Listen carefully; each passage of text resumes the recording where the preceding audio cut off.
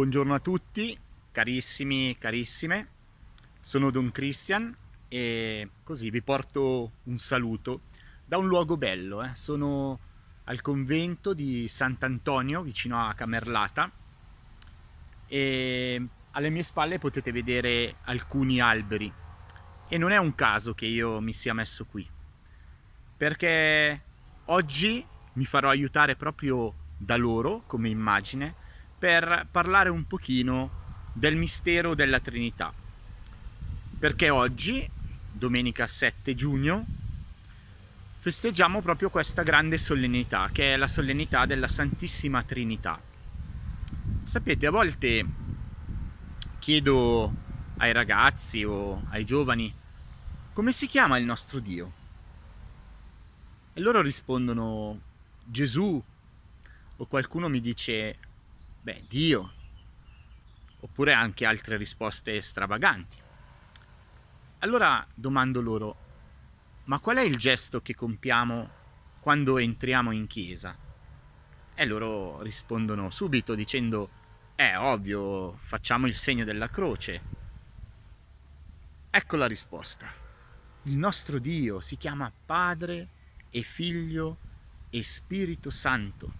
Ecco la Santa Trinità, è un mistero, questo Dio unico che però è formato da 3 persone.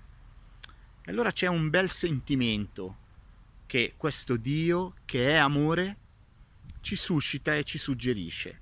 E questo sentimento è quello della comunione, della relazione. Perché queste 3 persone, il Padre, il Figlio e lo Spirito Santo, sono sempre in comunione fra di loro, anche adesso, mentre io vi sto parlando.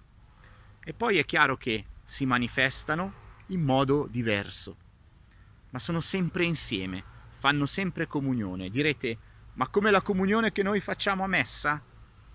Sì, in parte sì, quella comunione che noi facciamo è proprio il dire siamo anche noi in relazione con questo Dio. Quando noi ci accostiamo all'Eucaristia, quando noi ci avviciniamo a un sacramento, ecco che è il luogo più bello nel quale noi siamo vicini a Dio. E ci chiediamo, ma anche la relazione fra di noi? Sì, anche quella è parte di questo grande disegno di Dio. Allora ci insegna un po' questo il Signore oggi. E poi l'essere qui appunto con queste piante, con questi alberi dietro di me, mi suscita un'immagine bella che può aiutarci a comprendere meglio, anche se non del tutto, il mistero della Trinità. Un albero è composto da radici che stanno sottoterra e sono grandi, Io non sono esperto, ma mi insegnano che le radici sono grandi quasi come l'albero e quindi noi non le vediamo, ma senza di esse l'albero non potrebbe crescere, non potrebbe avere il nutrimento, non potrebbe avere i sali che dalla terra scendono e salgono ed entrano proprio nella pianta e la nutrono. Poi c'è il tronco.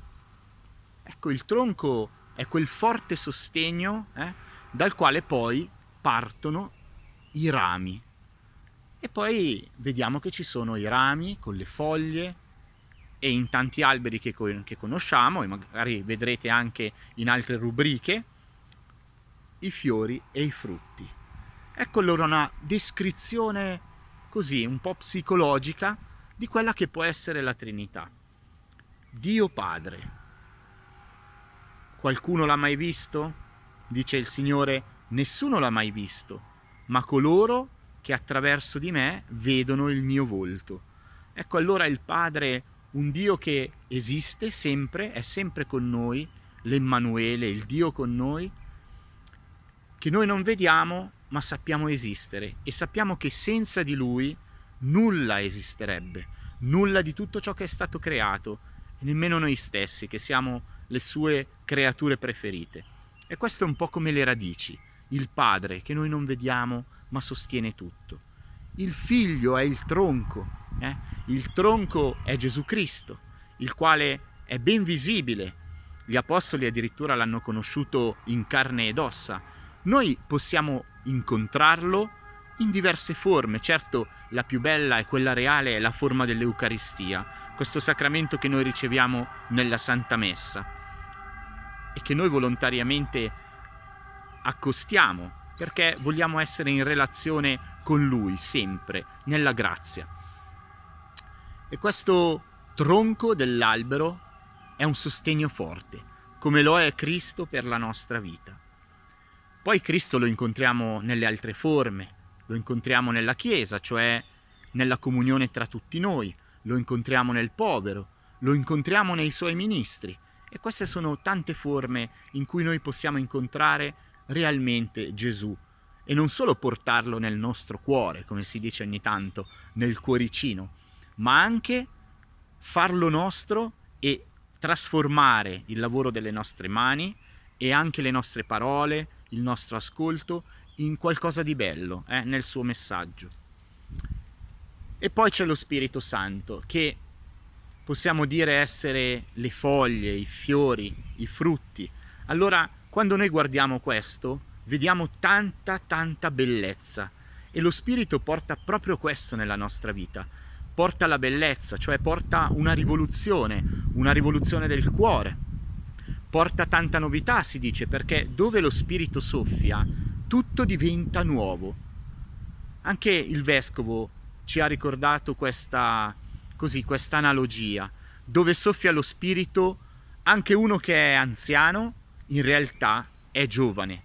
Anche uno che ha il cuore un po' stanco, un po' intristito, in realtà il suo cuore si trasforma e diventa un cuore nuovo che pulsa allo stesso ritmo del cuore di Dio. E così è capace di parole nuove, di gesti nuovi, di gesti d'amore, proprio quell'amore che ci insegna la Trinità, cioè quelle tre persone che sempre stanno insieme. Noi ci chiediamo, ma com'è possibile? Non litigano mai? Non lo so questo, ma so che si vogliono così bene da non staccarsi mai l'uno dall'altro. E così forse è un insegnamento anche per noi, che la cosa più bella, ecco, è non staccarci, anche nei momenti difficili, che voi probabilmente avrete visto nella vostra vita e forse che vedete anche tuttora. Anche nei momenti difficili, ecco, l'importante è stare sempre uniti, creare unità, quell'unità che è proprio quella che noi vediamo in un Dio che è di tre persone, ma uno solo. Infatti noi diciamo di credere in Dio, ed è vero. Allora vi auguro una buona domenica, una buona festa, perché appunto oggi è la festa della Santissima Trinità, e ci vediamo prossimamente in un altro video, un'altra carezza dello Spirito. Un saluto.